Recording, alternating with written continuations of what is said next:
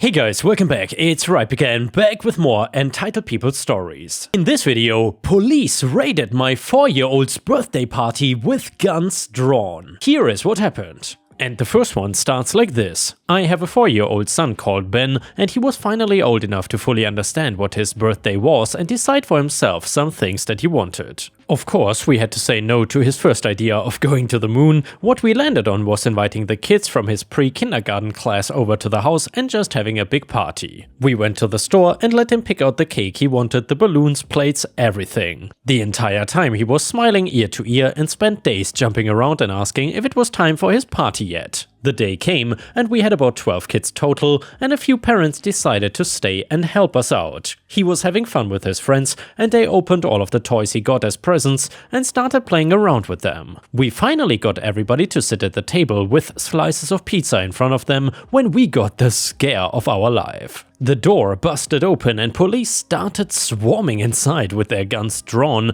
and pointing them at everybody, even the kids. Some were scared by the loud noise, while others assumed this was something we planned, like party entertainment. The police were screaming at everybody to get down and put their hands on the kids that didn't understand what they wanted to force them to the ground. I wanted to yell or jump up to do something, but I was terrified that I would be shot if I moved. Refusing to answer anything, they started going in all the rooms and tearing the entire place apart. The decorations got pulled down, balloons got popped, the table knocked over, meaning all the food and the cake that Ben picked out were all over the floor destroyed. Kids were crying and the police just told them to shut up. I've never seen or heard of a police officer being that level of inappropriate with kids this young. They asked who owned the house, and when my husband and I answered, they grabbed us and pulled us aside, grilling us and asking where Marcus, fake name, was. Officer, where the hell is he? Me, I don't know who you're talking about. Officer, BS, you're covering for him, just going to get you sent to prison too. Husband, please, we don't know who that is. Nobody else lives here but us and our son. Nothing we said mattered as we got screamed at and asked over and over again. Finally, they backed off and their radio started to go off. They lowered their guns for the first time since they got here and slowly left the house. Not telling us anything or explaining a damn thing, I did not even think to ask at the time if they had a warrant to do anything they did. It was safe to say that the party was over and parents called to get their kids with us, explaining what happened, apologizing to them all, and now Ben was devastated. It was impossible to explain to a kid that age in a way they will fully understand what happened.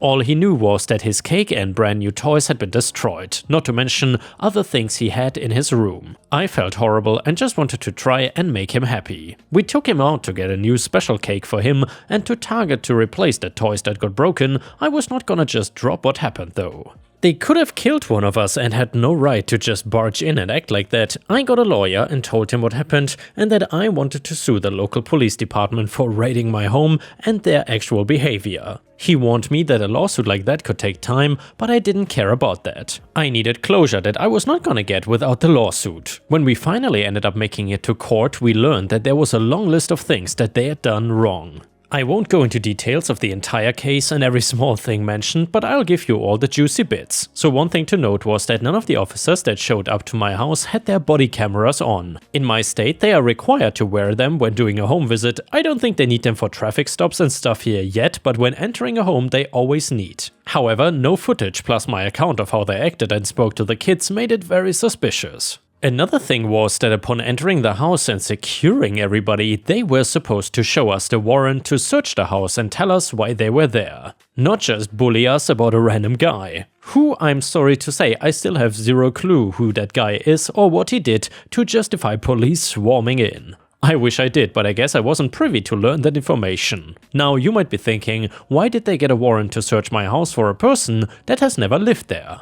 Well, that was probably the biggest mistake they made in the entire situation. I'm not gonna give my street name or address on here for obvious reasons, but I would say that it ends in the word street. And this Marcus person apparently lived at the same number home on the same named street, but his ended in lane. So for example, I live at 123 Main Street and he lived at 123 Main Lane. So basically they went to the wrong house. I don't think I'll ever get over how stupid they were to have done this. They were in so much trouble from all of this, both within their department and in the court system, since I was suing them. And once that info came to light, I had another thing to sue them for. Unlawful search of my home. The warrant was not for my property, meaning that by coming in and turning the place upside down, they had actually broken the law. I didn't know what I was even gonna get personally from this lawsuit. My main goals were to just get answers and make sure that they were held responsible for how they acted. My son was terrified and coming into our bed almost every night worried that the scary men were going to come back for him.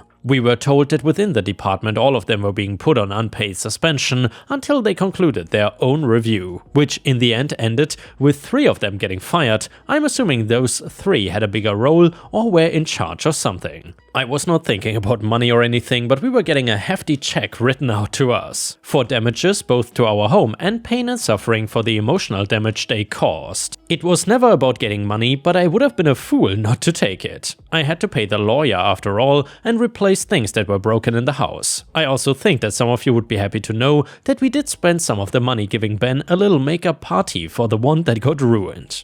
We were able to take him and his friends to one of those indoor trampoline parks and they absolutely loved it. Not that it made everything better, but I like to end stories on a happy note when I can. And the next one is titled, How do I stop my neighbor from calling the cops on me every time I wait at the bus stop? So this is an issue that started 2 weeks ago or so. I used the bus to move around, so I walk from my place to the bus stop and the other way around daily. I have cerebral palsy, which causes a limp and bad balance. When I'm tired, I stumble sometimes and it looks like I'm drunk. I'm aware of that. Now there's someone in the neighborhood who calls the cops every time they see me at the bus stop. In the last 2 weeks I was approached by the police 4 times already. They asked me if I was intoxicated. I explained. They let me go. They told me that someone had called for a man publicly intoxicated at the bus stop. Once they said intoxicated and incoherent, I never was drunk and or bothered anyone at the bus stop or elsewhere. Most of the time I'm just waiting alone anyway. I suppose the caller lives in the neighborhood, sees me walking and thinks I'm drunk. I don't know who is calling. I really wanted to stop, even though the officers were polite and respectful. I don't feel safe having the police called on me repeatedly. One of the officers who responded once was very insistent and didn't seem to believe me at first. They told me that they have to check every time someone calls. Can anything be done here? Update, brief update. As I was advised on here, I ended up going to the precinct to explain what was happening. An officer said there was no record of anything, but there are problems in our neighborhood with people on drugs who have been fighting and violently harassing bystanders, and that's probably why officers were dispatched every time someone called. It's nothing really new though, so I'm not sure why they suddenly started caring. Anyway, they are now aware of who I am, and I was told that if someone called again, they would let them know that there was no problem and to go on with their day. It's been 2 weeks now and the police have not been called on me again, so hopefully the issue is solved. And yeah, Ripe Stars, if you've enjoyed the police stories so far, please don't forget to like the video and maybe even post a comment, because that would help me tremendously. Thank you so much. The next one is titled, I might call the cops on my fiancé. So me, 29 male, and Erica, 27 female, dated for 2 years and have been engaged the last 4 months. After we got engaged, Erica moved into my house. I still pay the mortgage while she pays for utilities, groceries and household items.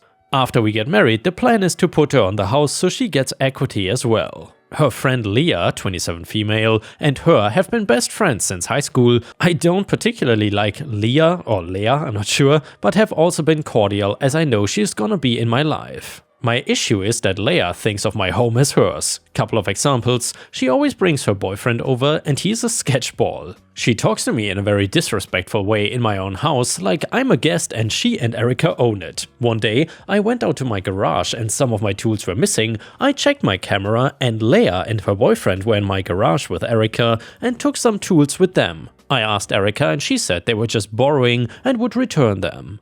I had to reach out multiple times for them to finally return the tools weeks later. I have a nice wine and liquor collection and I was working late one Friday. While working, I heard some clanking of bottles together. Erica was not home, so I went out to see what was up and Leia was behind my bar. I asked what she was doing and she said that Erica told her it was okay to borrow a bottle of wine for her party and that she would pay it back. I told her no, that was not alright and to leave. I asked Erica about this and she said, I don't remember telling Leia that she could take a bottle, but I might have, I don't remember. I told her at this point I was not comfortable with Leia being in my house. Erica sort of understood but also blew me off. The final straw came when I wanted to go hit some golf balls and my clubs were missing. I freaked out because I golf regularly and my clubs are my biggest investment. Went to check the camera again and Leia used my garage code and took the clubs. I of course blew up, called Erica and told her to get them back immediately. Erica said that Leia had asked for the garage code to grab some clothes from her closet and not my clubs. I threatened to call the police, but Erica stopped me. Leia kept telling us that her boyfriend needed them for a work thing. I got them back almost 4 days later, after they were taken, and they were dirty. At this point I sat Erica down and told her that if I see Leia in my house again, then I'm calling the police, no discussion. Erica of course got upset, saying that it's her best friend and that was not fair to do to her in our house. I said it's a pattern and since Erica's stuff is not affected, she doesn't care. I said she can go over to Leia if she wants to see her. She said she cannot do this because Leia does not like her apartment and Leia's boyfriend is always there, which makes Erica uncomfortable. I'm now getting the silent treatment and getting called an a-hole, but I don't think I'm doing anything wrong here. Reddit, am I the a-hole? And yeah, Ripe Stars, let us know what you think about this one in the comments. Do you think OP is the a-hole here or not? I would say OP is definitely not the a-hole. Clearly, Leia is absolutely overstepping her boundaries and she is being absolutely entitled. Anyway, update to the story. So I decided to drive home from work and talk with Erica. When I showed up, Leia's car was of course parked in the driveway. I went inside and they were watching TV. I told Leia immediately to get out. She tried to argue, but I told her if she didn't, then I'm calling the police. Erica tried to get pissy that I kicked her friend out, but I said I'm done talking about Leia because at this point nothing is changing with that relationship. Then I sat Erica down and showed her this post. 20 minutes of reading later, I asked her what she thought and she said, "Those people don't understand our relationship or Leia." And I knew then that it was over. I asked her to hold out her hand and I took the ring off. She begged, saying she is sorry and she will cut Leia off, etc. I told her I cannot even trust her with the garage code. How am I supposed to trust her as my wife? She then locked herself in our room now. I'm in the kitchen packing up her things. I called her dad and mom, telling them about what has happened, and they were furious. Leia is apparently banned from their house and has been since high school. I didn't know this, but her parents said it's been like this since high school. They are coming this weekend to get Erica and the stuff, and I couldn't be any happier than I am right now. A huge weight feels lifted off my shoulders. I feel like if I never made this post, I wouldn't have ever seen how messed up my life had become. Sincerely, thank you everyone. I cannot wait to take my clubs out and play around now that I have more free time. Really excited to see what single life brings, and I cannot thank you all enough again. And now let's move on to the next story. It starts like this. As a single man approaching his late 30s, people often think I must be a successful entrepreneur or lottery winner when I tell them I have my own house in the suburbs without a mortgage, but in truth I have only my family to thank for this life. When my father died 10 years ago, it left a hole in our family, which took a long time to heal, but with his passing came inheritance, and being an only child I was given his old house. I did my best to take care of it in his absence, but one thing I never changed was the paint. His favorite colors were blue and silver, and everyone else knew this because he had the house painted in those colors. This, however, ended up putting a target on my back for later when the HOA came knocking. A few weeks after the funeral, I was moving in my things when the HOA manager introduced herself in a manner that outwardly appeared to be a good neighbor's way of welcoming me to the area. On the other hand, when I explained that my father had passed, the lady seemed to be happy at the news, which I found incredibly rude and off-putting, although she made no mention of why at the time. The next day I was out weeding the yard when she happened to pop by again, this time with a small entourage of handymen armed with paint cans and rollers. In a very sharp and direct manner, the lady explained that all houses managed by the HOA must follow their code of rules, one of them being that every house other than mine was painted in the same marble white and slate grey style. My house being the only one not to conform made me stand out and apparently ruining their perfect neighborhood. But just as my grandmother before me, I was not the type of person that was happy being bossed around or falling into line, all for the sake of being the same as everyone else, same white fence, same mailbox, same red brick walls, same everything. I had studied my deeds and rights very carefully when I moved in, and this house being older than the HOA itself meant that we were not subject to its rules or regulations. The HOA lady was furious at my reluctance to follow orders and stormed away with her troops. Not the best start to my new life, I thought, but it was what my grandmother would have wanted. It was not until a week later that trouble returned to the house. On a weekend of gorgeous summer heat, I held an open barbecue event in the yard, giving me an excellent chance to meet my new neighbors. Moods were as bright as the weather, all until the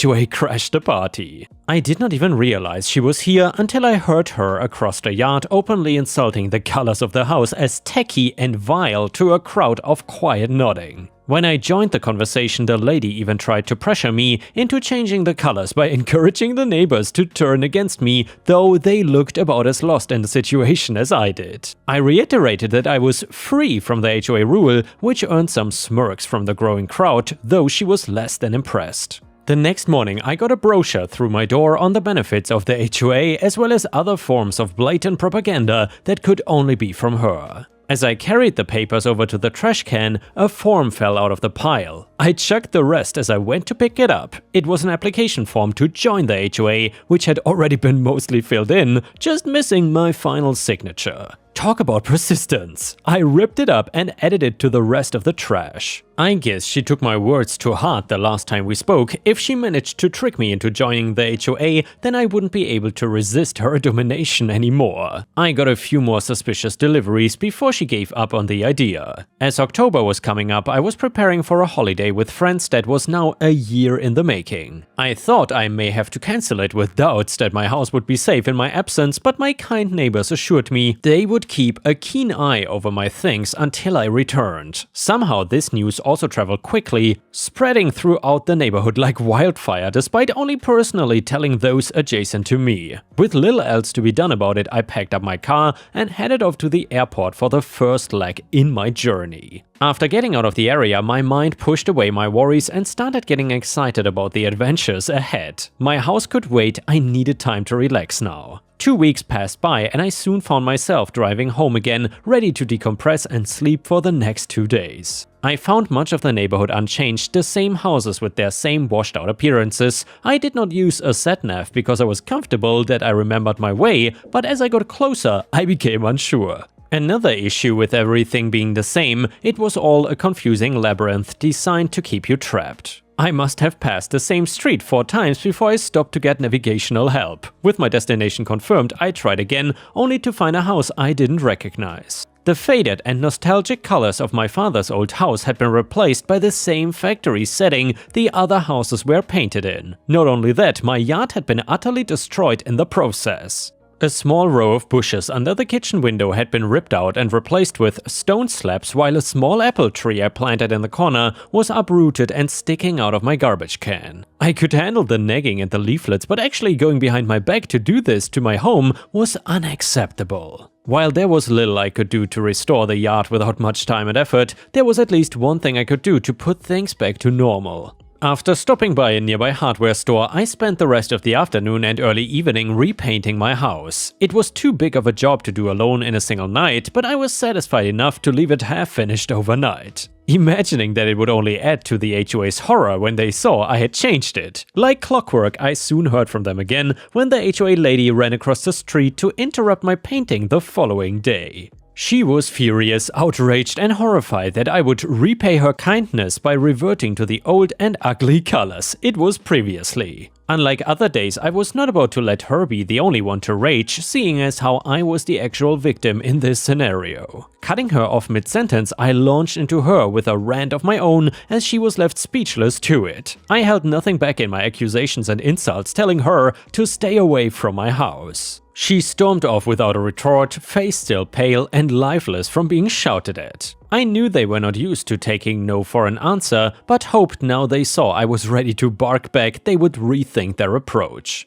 I found I was sadly let down by them again when I received new mail from the HOA, expecting it to be the same old propaganda. To my shock, I found instead that I was being sued for $120,000 for breaking HOA regulations with added fines for harassment and intimidation to HOA staff. It was unbelievable. First they repaint my house for me, then expect me to pay them when I change it back. Just who the hell did they think they are? Even if I wanted to pay their outrageous fees, it would only bankrupt me to do so, leaving me to sell my house and move away. Just another victory in their books, I guess. The fighting nature in me told me to take a stand even if I was the underdog, and this was not a war movie. I met their challenge with one of my own, countersuing them for unlawful alterations to my house and damages caused by emotional abuse and harassment. In the weeks leading up to the first trial, I heard nothing from the HOA lady or their lawyers. They made no attempt to settle, so they must have felt confident. In contrast, I heard a lot from the other neighbors though. The word on the grapevine was not in my favor. The HOA had wasted no time in turning public support against me. Luckily for me, my lawyer was also quite confident in our chances, offering me legal counsel pro bono on the strength of the case itself. In the end, we did win, though it was a bit ropey for most of the debate. The HOA got a taste of their own medicine, ordered to pay out $120,000 to me instead.